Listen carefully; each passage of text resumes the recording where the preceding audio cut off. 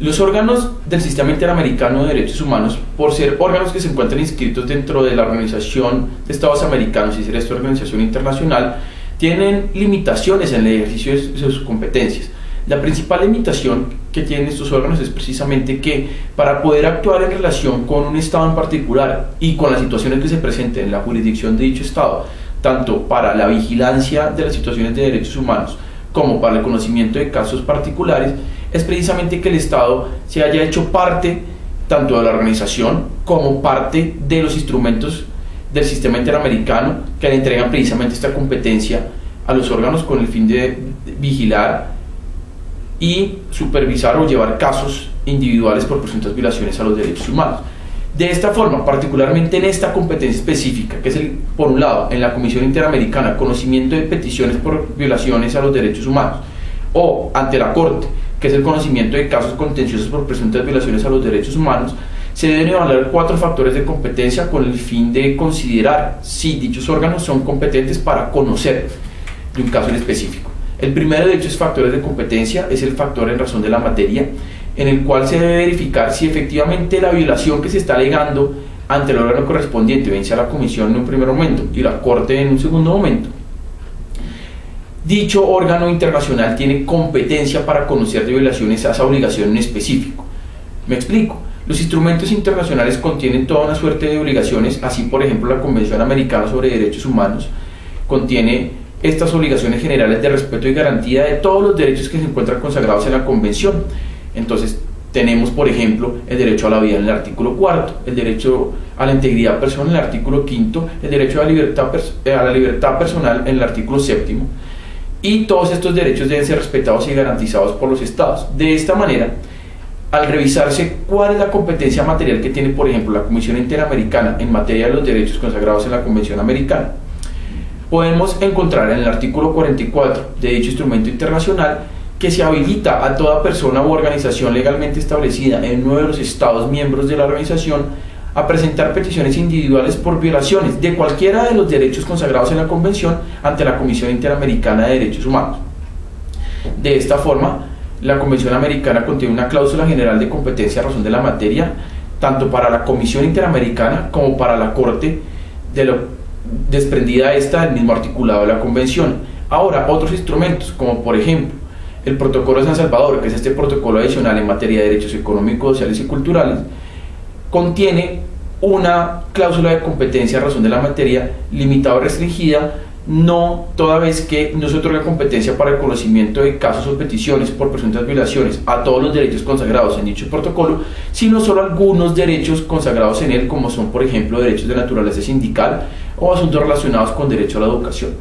Por lo tanto, otros derechos importantes, como por ejemplo la garantía del derecho a la alimentación, no podrían alegarse a través de peticiones individuales o casos contenciosos ante la Corte, su protección directamente por la violación de las obligaciones consagradas en el Protocolo de San Salvador, toda vez que para ello no tiene competencia material ni la Comisión Interamericana ni la Corte. El segundo factor de competencia es el factor en razón de la persona,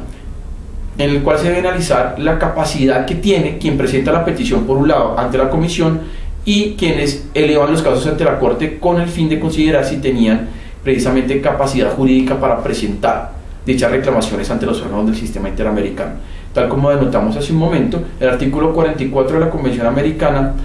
permite a toda persona u organización legalmente constituida en Estados miembros de la Organización de Estados Americanos presentar peticiones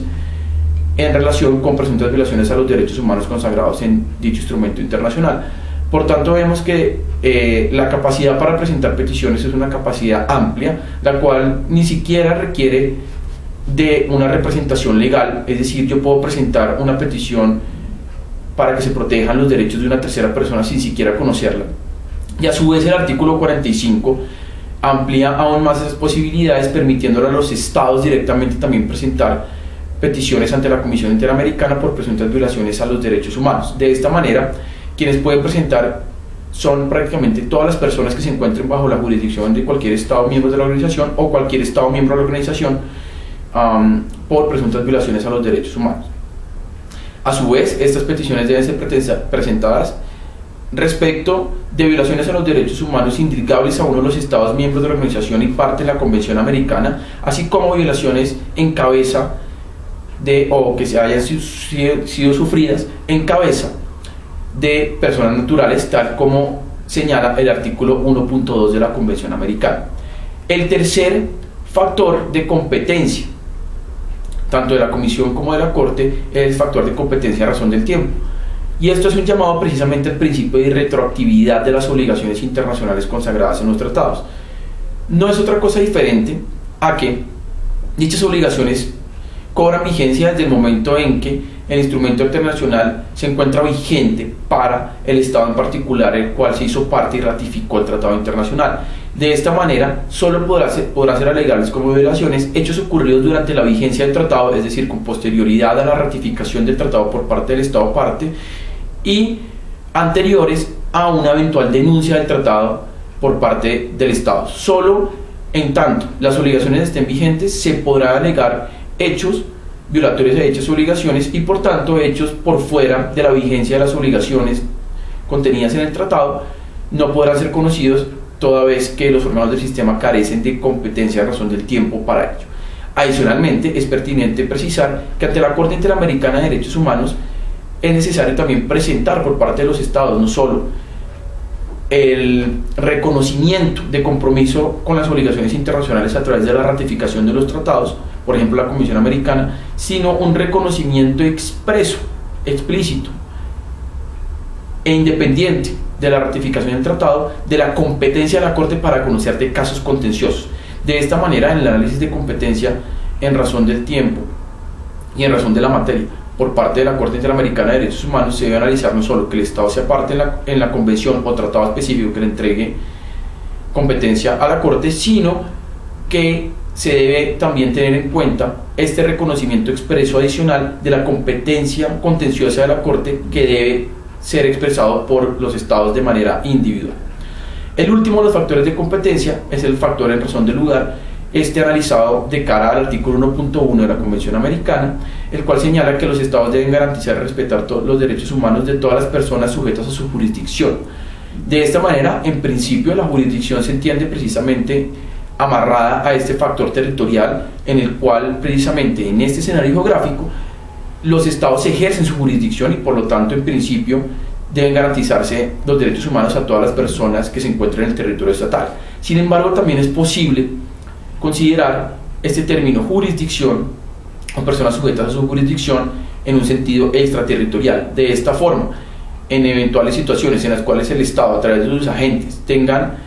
dominio sobre personas, así no se encuentren dentro del territorio estatal, a dichas personas también deberán ser garantizados y respetados los derechos consagrados en la Convención Americana, toda vez que se encuentran materialmente bajo la jurisdicción del Estado a través del ejercicio de las funciones de los agentes estatales.